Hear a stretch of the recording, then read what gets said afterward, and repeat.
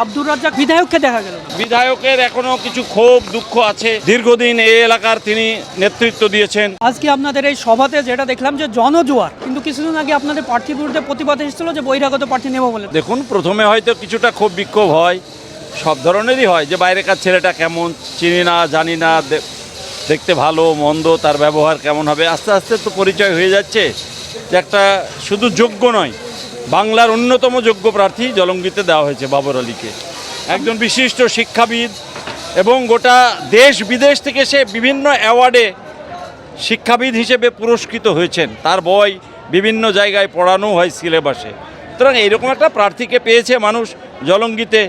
আর আমাদের নেতা অভিষেক বন্দ্যোপাধ্যায় বলেছে যে আমি জলঙ্গিটা আমার চোখে দেখব, আমি আমার ছোট ভাইকে প্রার্থী করেছি, আপনারা ভোট দিন। সুতরাং মানুষের আবেগ কাজ করছে এবং মানুষ ভালোবেসেছে তাকে। তাই এত মানুষের ঢল, আমরা গর্বিত, আমরা আপ্লুত যে আজকে জলঙ্গির মানুষ ভেঙে পড়েছে অভিষেক বন্দ্যোপাধ্যায়ের সভাস্থলে।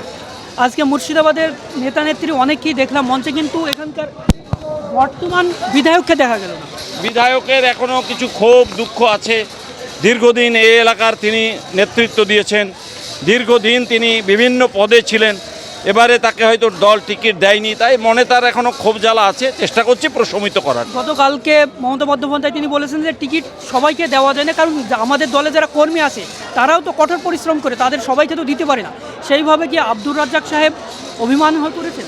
দেখুন, অভিমান তো তার একটা আছে, আমরা অভিমান ভাঙাবার চেষ্টা করছি। আশা করছি কয়েকদিনের মধ্যেই তাকে আবার দলের মূল স্রোতে মূল কাজে সে নিশ্চয়ই নিযুক্ত হবে। গত ইলেকশনে আব্দুর রাজ্জাক সাহেব প্রায় ৭৯,২৭৬ ভোটে জয়ী হয়েছিলেন। বাবর আলীকে প্রার্থী কতটা আশাবাদী আপনারা? দেখুন, আশাবাদী নয়, 100% বাবর আলী জিতবে, সময়ের অপেক্ষা।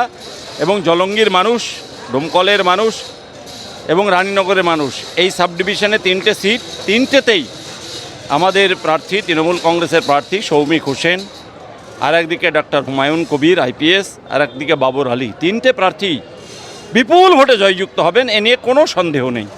ওবিসিটা নিয়ে কি বলবেন? ওবিসি নিয়ে এখন ইলেকশন চলছে।